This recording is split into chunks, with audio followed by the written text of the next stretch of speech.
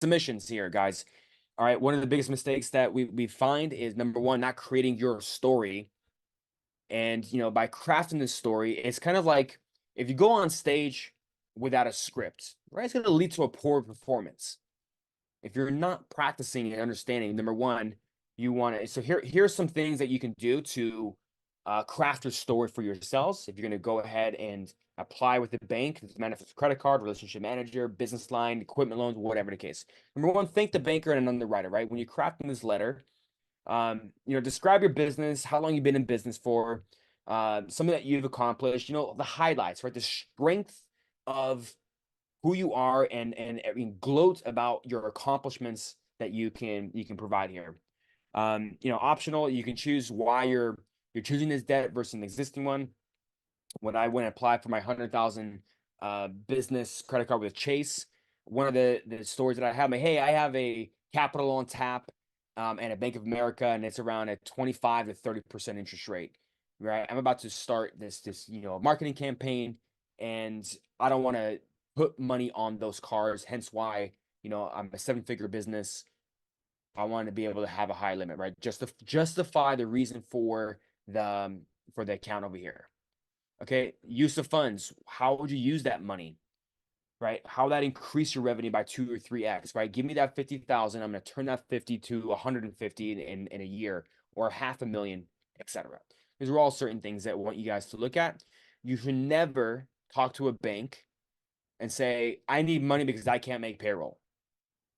I'm in trouble. Please help me. Like, no, it's always I am growing exponentially and I need this money to help support my clients, the accounts receivables. These are all certain things that can help you with that.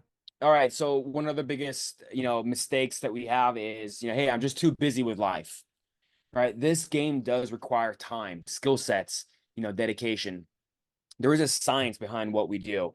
There's a lot of moving parts, as I mentioned, but looking at, what is my 4 pillars? The framework is, what is my 4 pillars? Where do I stand?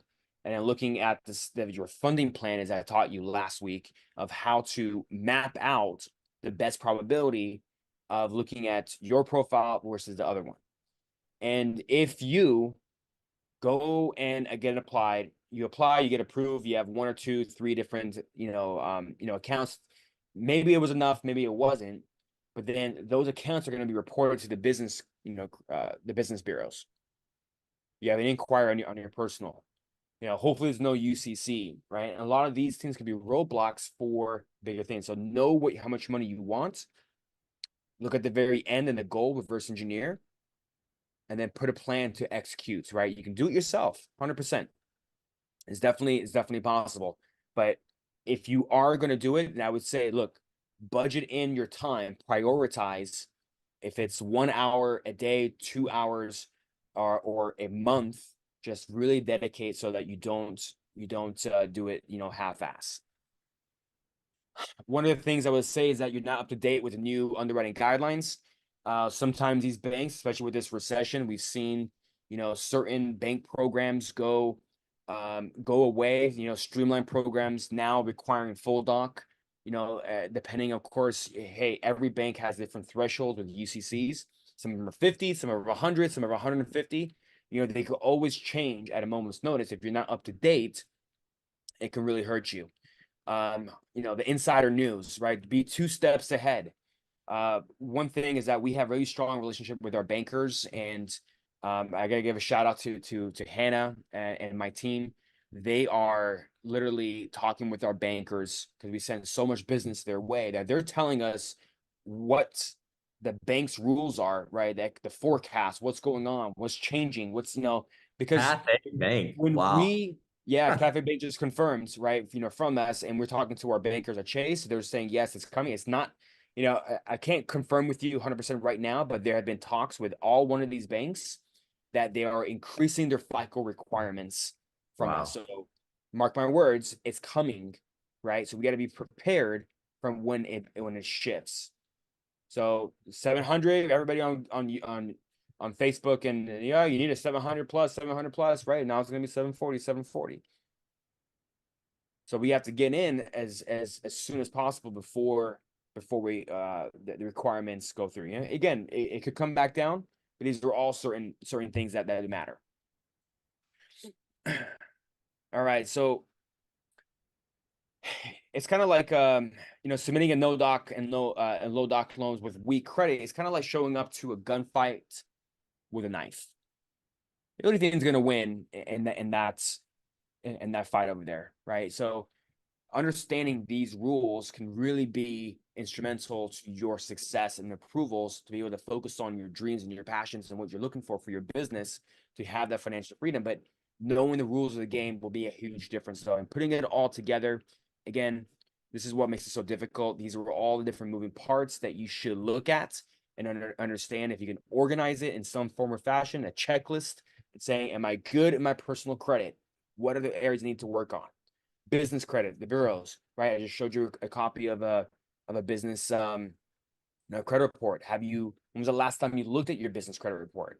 I would go to Experian and subscribe to their credit monitoring. I think it's like $100-200 a year, but you can get your report daily and see what's changed for such a low amount. Your NAVs isn't always the best and accurate, honestly. There's some free ones out there, but again, know the rules of the game before you play. Understand the 4 pillars.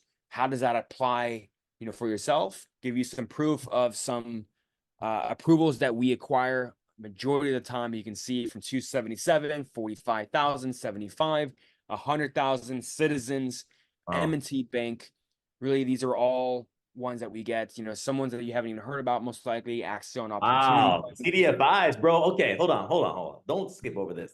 Tell people what a CDFI is, because that I see a CDFI when I see a CDFI, because I know you'll teach on it later. That's more the advanced stuff, but go ahead and just drop what a CDFI is so they know. Yeah, Because there's some nonprofits and there's some nonprofit organizations that will look at, like, I think at the time for this client, it was during the COVID era, and it was part of some COVID relief fund, etc. And we looked at that and we tapped in and we got a whole bunch of people approved from that.